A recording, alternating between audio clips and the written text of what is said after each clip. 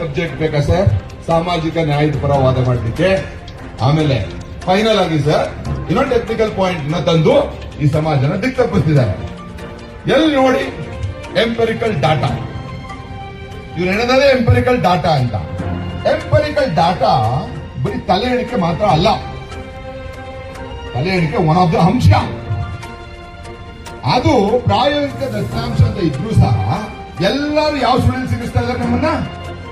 ಏಕೆ ಆದಿ ಕರ್ನಾಟಕದಲ್ಲಿ ವಲಯ ಮಾದರಿದ್ದಾರೆ, ಎಡಿ ಆದಿ ದ್ರಾವಿಡ ವಲಯ ಮಾದರಿದ್ದಾರೆ, ಆದಿ ಆಂಧ್ರ ಇದ್ದಾರೆ ಅಂತ. ಸರ್ 1 ಗಂಟೆಗಳ ಕಾಲ ನಮಗ್ ಗೊತ್ತಿಲ್ಲ ಸಿದ್ದರಾಮಯ್ಯನವರೇ ಇದ್ರ ವಿರೋಧನ ಅಥವಾ ಈ ಸಿದ್ದರಾಮಯ್ಯನ ಅಕ್ಕಪಕ್ಕ ಥಿಂಕ್ ಟ್ಯಾಂಕ್ ಅಂತ ಹೇಳ್ತಿರ್ಲ ನೀವು, ಅವರು ವಿರೋಧಿಗಳ ನಮ್ಗೆ ಅದು ಒಂದು ಸಾಬೀತಾಗ್ಬಿಡ್ಲಿ. ಇಲ್ಲೆಲ್ಲ ನಾಯಕರುಗಳ ಸಮ್ಮುಖದಲ್ಲಿ ಸಿದ್ದರಾಮಯ್ಯರ ಹತ್ರ ನೀವು 1 ಗಂಟೆ ಕೊಡ್ತೀವಿ ಸರ್. 1 ಗಂಟೆ ಒಳ ಮೀಸಲಾತಿ ಜಾರಿ ಆಗೋದು ಹೆಂಗೆ ಅಂತ ನಾವ್ ಹೇಳ್ತೀವಿ. ಆಮೇಲೆ ಹೇಳಿ ನೀವು, ಆಮೇಲೆ ಹೇಳಿ ಏಕೆ ಹೇಳಿ ಅಂತ ಆದ ಅನ್ನೋಂಥದ್ದು ಅದು ಕರ್ನಾಟಕ ಅದು ದ್ರಾವಿಡ ಅದೇ ಆದ ಅನ್ನೋಂಥದ್ದು 2001 ಸೆನ್ಸಸ್ ಸದಾಶಿವ ಆಯೋಗ ಕಮಿಷನ್ ರಿಪೋರ್ಟ್ ನಲ್ಲಿ ಬಹಳ ಸ್ಪಷ್ಟವಾಗಿ ಹೇಳಿದ್ದೆ. ಅದನ್ನ ಮಾಧುಸ್ವಾಮಿ ಕಮಿಷನ್ ಮುಂದುವರಿಸಿದೆ. ಒಂದೇ ಒಂದು ಪಾಯಿಂಟ್ ನಿಮಗೆ, ಇದರಲ್ಲಿ ಮಾದಿಗರಿಗೆ ಸಂಬಂಧಪಟ್ಟಂತ 29 ಜಾತಿಗಳಲ್ಲಿ ಮಾದಿಗ ಅನ್ನೋ ಥರ್ಡ್ ಕಾಲಮ್ ನಲ್ಲಿ ಹೇಳ್ತಾರೆ 18,97,050 ಮತಗಳಿದೆ ಅಂತ. 18,97,050 ಮತ. ಅವ್ರು ಏನ್ ಹೇಳ್ತಾರೆ? ಮಾದಿಗ ಇನ್ಕ್ಲೂಡಿಂಗ್ ಆದಿ ಕರ್ನಾಟಕ ಪೋರ್ಷನ್ ಅಂತ ಹೇಳೋದು.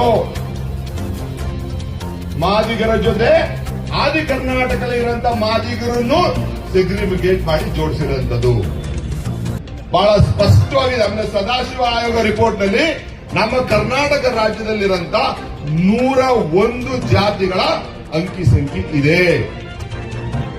ಅದಕ್ಕೆ ಈ ಸರ್ಕಾರ ಅದನ್ನು ಓಪನ್ ಮಾಡ್ತಾ ಇಲ್ಲ. ಅದಕ್ಕೆ ಈ ಸರ್ಕಾರ ಓಪನ್ ಮಾಡ್ತಿಲ್ಲ. ಬಿಡಿ ಪಬ್ಲಿಕ್ ಡೊಮೈನ್ಗೆ ಗೊತ್ತಾಗುತ್ತೆ ನಿಮ್ಗೆ ಅದ್ರ ಇದೆ ಇಲ್ವೋ ಅಂತ. 2001 ಸೆನ್ಸಸ್ ಸದಾಶಿವ ಆಯೋಗ ಕಮಿಷನ್ ರಿಪೋರ್ಟ್, 2011 ಸೆನ್ಸಸ್ ಮರ್ಚ್ ಮಾಡಿ ಅದು ಯಾಕೆ ಸಿಕ್ಕಲ್ಲ ನೋಡೋಣ. ಆದಿ ಕರ್ನಾಟಕ, ಆದಿ ದ್ರಾವಿಡ, ಆದಿ ಆಂಧ್ರ ಮಾಹಿತಿಗಳು ಅಂತ. ಜನವರಿ 3, 2024 ಮುಗಿದಿದೆ. ಇಸ್ ದ ಕಮಿಷನ್ ಜೀವಂತವಾಗಿದೆ ಸತ್ತೋಗಿದೆ? ಜೀವಂತವಾಗಿದೆ ಸತ್ತೋಗಿದ್ಯಾ? ನೀವೆಲ್ಲೂ ಎಕ್ಸ್ಟೆಂಡ್ ಮಾಡೋದು ಹೇಳಲ್ಲ ನೀವು. 2 ಮಂತ್ ನೀವು ಟೈಮ್ ಕೊಟ್ಟ ಮೇಲೆ as per the act if there is no specific mentioning of the time it can go till 6 months. When there is specific mentioning of the time you have to extend it. ನೀವೆಲ್ಲ extend ಮಾಡಿದ್ದೀರಾ? ಅದನ್ನ ನೀವೆಲ್ಲ trust ಮಾಡಿದ್ದೀರಾ? ಹಾಗಾದ್ರೆ ಈ ಸಮಾಜಕ್ಕೆ ಏನೋ ಮಂಪುದಿ ಹಚ್ಕೊಂಡು ಅಲ್ಲಿ ನಾವು ಇನ್ಫಾರ್ಮೇಶನ್ ಹೆಂಗ್ ತರಿಸ್ಕೊಂಡೇ ಅದು ಯಾವ ಅಥಾರಿಟಿ ಮೇಲೆ ತರಿಸ್ಕೊಳ್ಳುತ್ತೆ ಅದು? Where is the extension order of the commission? ಈಗ ಅವ್ರ ಮಾಹಿತಿ ತಗೊಳ್ಳೋದು ಲೀಗಲಿ ಎಂಟೈಟಲ್ಡ್ ಹೆಂಗೆ ಅದು? These are the $1 million questions we have. ಈ ತರ ಸಮಾಜನ ದಿಕ್ತಪ್ಸಂತ ಕಾಲ ಮುಗೀತು. ಈಗ ಎಲ್ಲ ವಿದ್ಯಾವಂತರಿದ್ದಾರೆ, ಎಲ್ಲ ಸೋಷಿಯಲ್ ಮೀಡಿಯಾ ಇರೋ ಎಲ್ಲರಿಗೂ ಗೊತ್ತಾಗ್ತಾ ಇದೆ ಏನೇನಂತ. ಆಮೇಲೆ ನಾನು ಹೇಳಿರೋದು ಸರ್, ಇಷ್ಟು ಕೂಡ it's a matter of record. ಇಷ್ಟು ಕೂಡ it's a matter of record.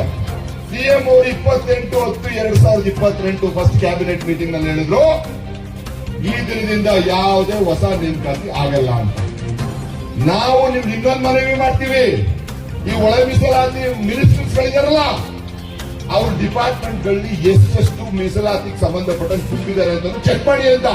ಯಾಕಂದ್ರೆ ಅವರೆಲ್ಲ ಬ್ಯಾಕ್ ಡೇಟ್ ಹಾಕೊಂಡು ಮಾಡಿದ್ದಾರೆ ಅನ್ನೋದು ನಿಮ್ಗೆ ಮಾಹಿತಿ ಇದೆ. ಬ್ಯಾಕ್ ಡೇಟ್ ಹಾಕೊಂಡು ಮಾಡಿದ್ದಾರೆ ಅನ್ನೋದು ಮಾಹಿತಿ ಇದೆ.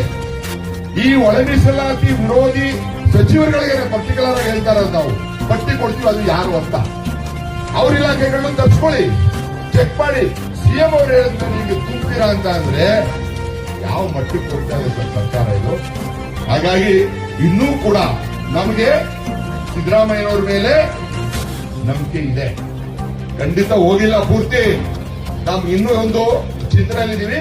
ಅವರ ಸುತ್ತ ಇರುವಂತವ್ರು ಎಲ್ಲೋ ದಿಕ್ತಪ್ಪಿಸಿ ಈ ಸಮಾಜಕ್ಕೆ ಅನ್ಯಾಯ ಮಾಡ್ತಾ ಇದ್ದಾರೆ ಅಂತ.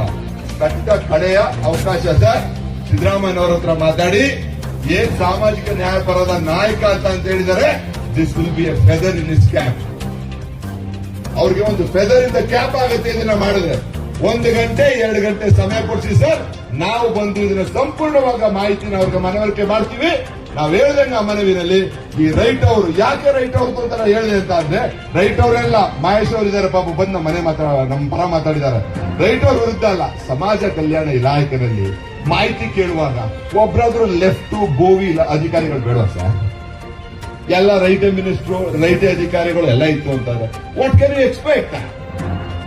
ಐ ನ್ಯೂಟ್ರಾಲಿಟಿನೇ ಇಲ್ಲಲ್ಲ ನಿಮ್ಮಲ್ಲಿ ಆಕ್ಷನ್ಸ್ಗಳಲ್ಲಿ. ಇದು ನಮ್ಮನ್ನ ಕಾಡ್ತಾ ಇರೋಂತ ವಿಚಾರ. ಹಾಗಾಗಿ ಮೀಟಿಂಗ್ಗೆ ರೈಟು ಲೆಫ್ಟ್ ಎರಡಡಿ ನೀವು ಸಿಎಂ ಅವರು ಸಂಬಂಧಪಟ್ಟಂತ ಅಧಿಕಾರಿಗಳನ್ನ ನೀವು ಕೂರಿಸಿ sir. In 2 hours will convince the CM that it can be implemented immediately and what ever discrepancy ಇದೆ ಅದು ಮುಂದೆ ಬಗೆಹರಿಸಬಹುದು ಅಂತ ಹೇಳ್ತಾ ನಿಮ್ಮೆಲ್ಲರೂ ವಂದಿಸಿ ನನ್ನ ಮಾತನ್ನ ಮುಗಿಸ್ತೀನಿ. ಜೈ ಮಾದಿಗ, ಜೈ ಮಾದಿಗ, ಜೈ ಭೀಮ್, ಜೈ ಭೀಮ್. ಎಲ್ರಿಗೂ ನಮಸ್ಕಾರ.